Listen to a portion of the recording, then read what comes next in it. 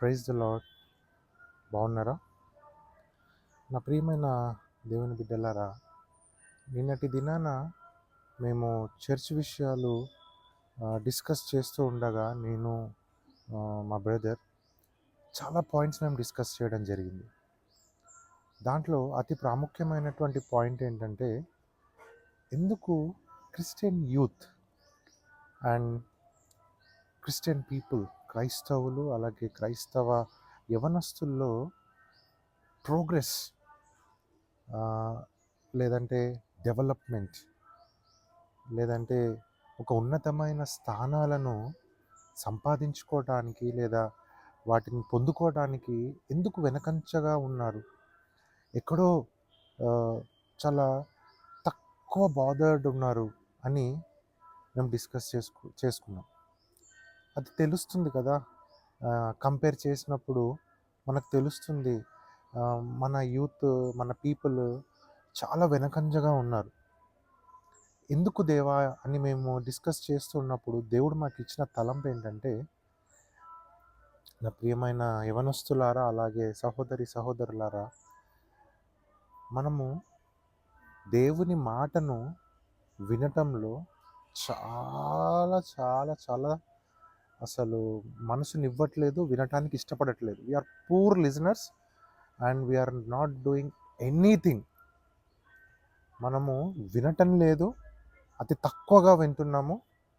అసలు దేవుని మాటను విని వాటిని ప్రాక్టీస్లో పెట్టడమే లేదు.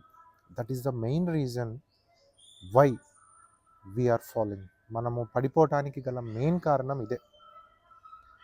చూడండి, మళ్ళీ ఒకవేళ ఈ ప్రశ్నని అడిగినప్పుడు మీరు అందరు సమాధానం ఇస్తారు, ఎందుకు పాటించట్లేదు? పాటిస్తున్నాం. ఏ పాటిస్తారో తెలుసా? పాము వలె వివేకముతో ఉండమన్నాడు, పావురం వల్ల ఎగిరిపోమన్నాడు. కాబట్టి కొన్నిసార్లు పరిస్థితులు ఇబ్బందికరంగా ఉన్నప్పుడు, క్రైస్తవ్యం మీద ఏదైనా ఇబ్బందికరమైన సమస్య వచ్చినప్పుడు ఎగిరిపోవాలి, పారిపోవాలి అన్నారు కాబట్టి అలా చేస్తున్నామని, లేదంటే ఒక చెంపను కొడితే ఇంకొక చెంప చూపించమన్నాడు కదా అని ఏం చేస్తున్నామంటే స్కూల్లోనో ఇంకో దగ్గరనో తన్నులు తింటున్నామే కానీ చదవట్లేదు. వీఆర్ నాట్ చదువు పట్ల ఆసక్తి కలిగి లేము. సో నా ప్రియమైన యవనస్తులారా, క్రైస్తవులారా, ఆలోచించండి. ఎందుకు మనం వినటంలో లేజీగా ఉన్నాం? ఎందుకు సోమరిపోతులముగా ఉన్నాం వినటంలో? ఎందుకు మనం చేయటం లేదు అసలు దేవుని మాటను ప్రాక్టీస్? చూడండి, దావీదు మహారాజు గొలియాతుతో ఎందుకు విజయాన్ని పొందుకున్నాడు అంటే, ఈ కంప్లీట్లీ రిలైడ్ అంటే కంప్లీట్గా ఆధారపడ్డాడు.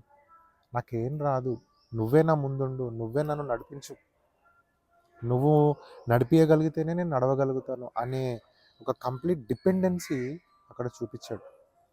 సో నా ప్రియమైన వారలారా, దయచేసి ఆలోచించండి.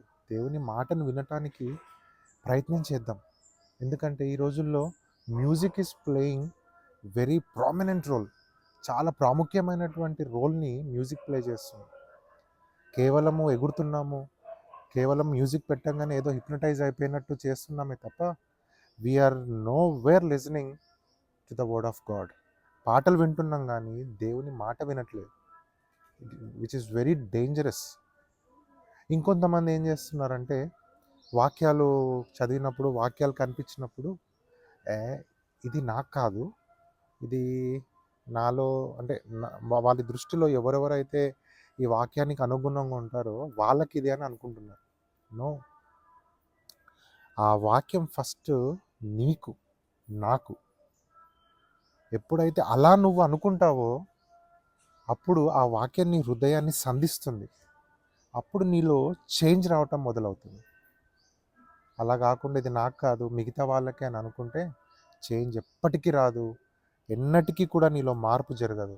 కేవలం మ్యూజిక్ పెట్టి పాటలు పెట్టినప్పుడు మాత్రమే హిప్నటైజ్ అయిపోయి ఎగరటం దుంకటం చేస్తావేమో కానీ నీలో మార్పు రానే రాదు. రండి, దేవుని మాటను వినటానికి టైం తీద్దాం. దేవుని మాటను వినటానికి ఎక్కువ ఆసక్తిని చూపిద్దాము. విని దాన్ని ప్రాక్టీస్లో పెట్టడానికి స్టార్ట్ చేద్దాము. యువర్ లైఫ్ ఎలా ఉంటుందంటే దేవుడు ఉన్న లైఫ్ అసలు నువ్వు ఊహించలేవు. కాబట్టి practice the God's word. God bless you.